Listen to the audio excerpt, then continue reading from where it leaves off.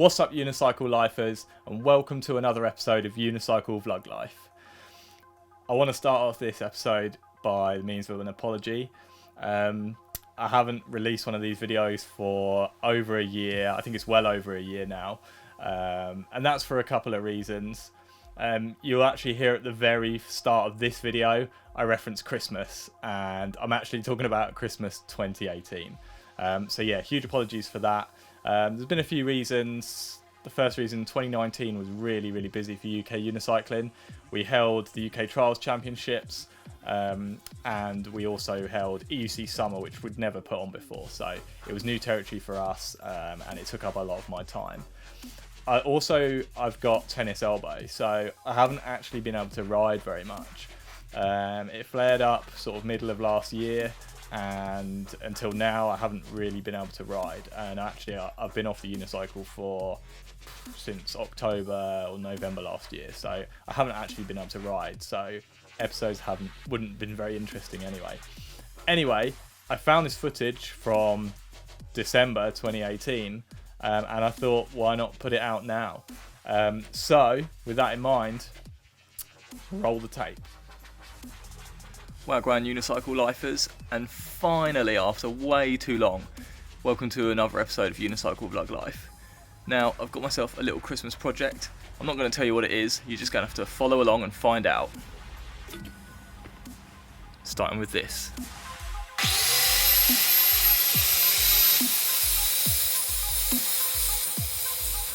That's the strength nut removed from one side of the frame. Now to do the other side.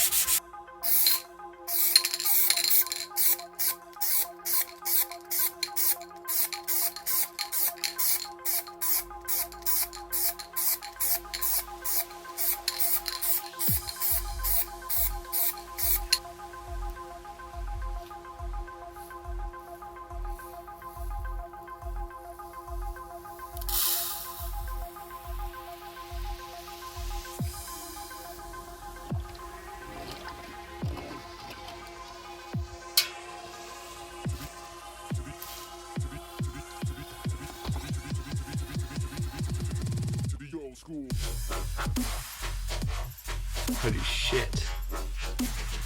Holy shit.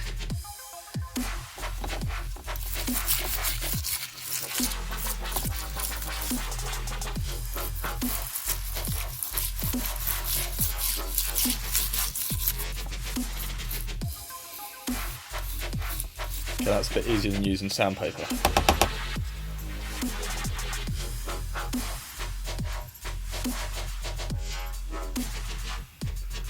I'm going to go rinse this off before it dissolves my bloody rim.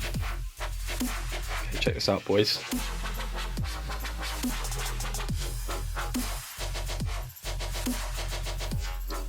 Holy shit!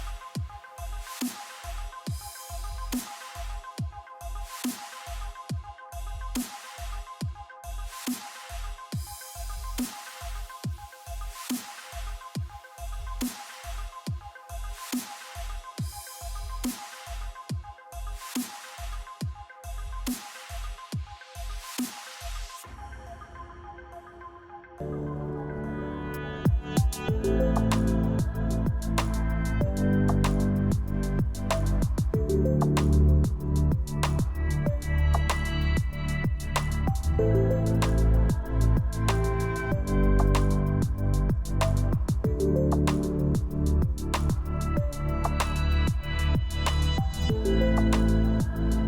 going to join back in with the commentary here. It actually took me a long time to find the stickers. I was considering designing my own sticker set, but in the end I decided to just buy standard, like a bike set of decals. And I found someone on eBay who does replica sticker sheets for classic bikes. And actually I ended up buying two because the red and yellow arrows on the original Burner were only around one of the tubes. They weren't actually around the fork legs of, like, I thought they were around the front forks, but they're actually, I think they're down the down tube or the top tube. So the bike actually only has one of these arrows. And I don't know if you can see in the background, but there's a red and yellow line which are more straight. So I ended up having to buy two sticker sheets, which was a pain because they were quite expensive. But I think it was worth it because I really like the look of the red and yellow on the fork legs. Actually applying the stickers was a learning curve as well. I'd never had to actually apply stickers like this before. Luckily they came with really good instructions, and I probably should have been using a cloth rather than just rubbing them with my hands to get rid of the air bubbles, but it didn't really seem to need any sort of extra care with the cloth.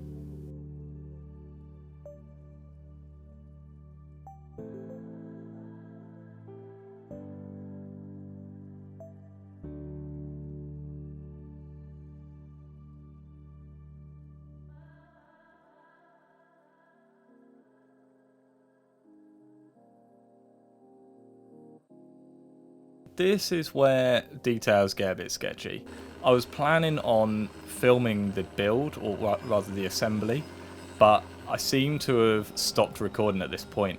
I mean, it was almost a year ago now, so here's the finished unicycle, and I'm sorry this isn't video. I would re-video it, but it's all scratched. It had quite a bit of use up until the point I stopped riding because of my elbow. Here is the finished build. I wanted it to be as close a replica as possible, but still be a good unicycle build as well.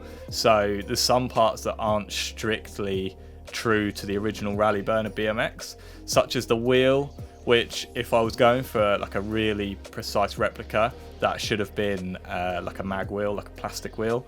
But obviously that's never going to stand up to the rigors of street riding. So I decided to go for the chrome look wheel instead, because I could build that out of good parts, the tie hub, the KH rim, double butted spokes. So that's not completely true to the original bike. And the same with the cranks. Obviously the cranks I think were one piece, the original cranks on a Raleigh Burner, and there's no way that obviously a unicycle can have one piece cranks, and there aren't even any decent cranks that look similar, so I decided to just go with the 110 Moments.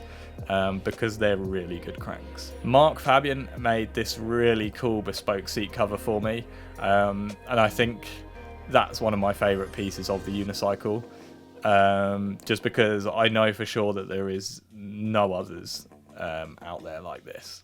Obviously I polished up the seat post and I polished up the rim, I stripped the anodizing off, polished them. That took me absolutely ages. And the tyre is the Tall Order wall ride tyre. It looked amazing for all of 5 minutes.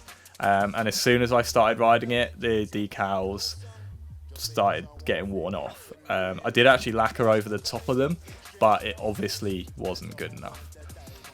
So yeah, that's my Raleigh Burner Impact Sylph build. So I hope you enjoyed.